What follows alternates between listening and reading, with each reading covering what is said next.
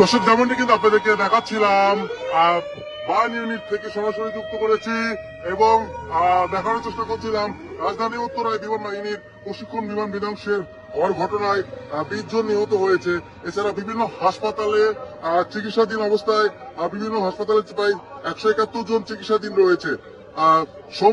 কিছুক্ষণ আগে আইএসপিএফ থেকে আন্তঃবাহিনী জনসংযোগ পরিদপ্তর থেকে কিন্তু এমন একটি তথ্য জানানো হয়েছে। এছাড়া বিভিন্ন হাসপাতালে ভর্তি আহতদের সংখ্যাও জানিয়েছেন আইএসপিআর।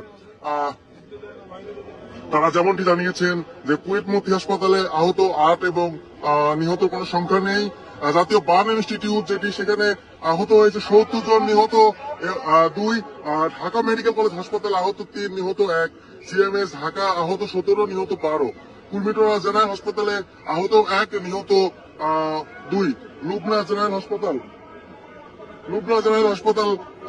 হাসপাতাল এন্ড কার্ডিয়াক সেন্টার উত্তরাতে আহত 11, নিহত 2। উত্তরা আধুনিক হাসপাতালে আহত 60 এবং নিহত 1, এবং উত্তরা কিসেট হাসপাতালে আহত 1, নিহত নেই। এই 8টি হাসপাতালে মোট মৃতের সংখ্যা 20 জন এবং চিকিৎসাধীন অবস্থায় রয়েছেন 171 জন।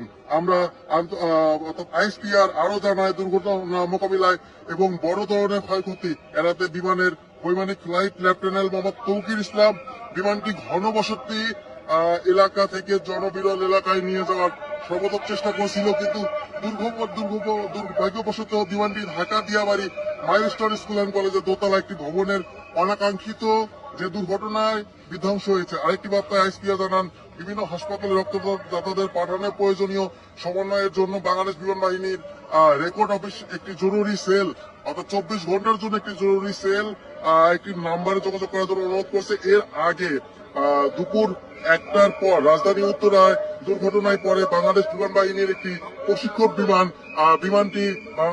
বিমানটি উত্তরা মাইলস্টোন স্কুল অ্যান্ড কলেজের একটি ভবনে গিয়ে পড়ে এবং বিধ্বংস হয়। সঙ্গে সঙ্গে বিমান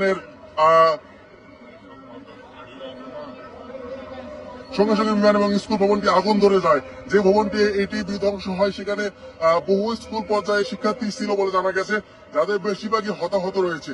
দুর্ঘটনায় পরপরই উদ্ধার অভিযান শুরু করে ফায়ার সার্ভিস।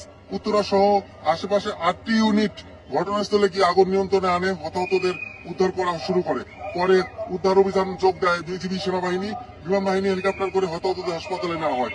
এই ঘটনায় আপনাদেরকে আমরা বার্ন ইউনিট থেকে দেখাচ্ছিলাম সবশেষ অবস্থানটি, এবং আর একটি যেটি জানিয়ে রাখি, আজকের এই ঘটনায় আগামীকাল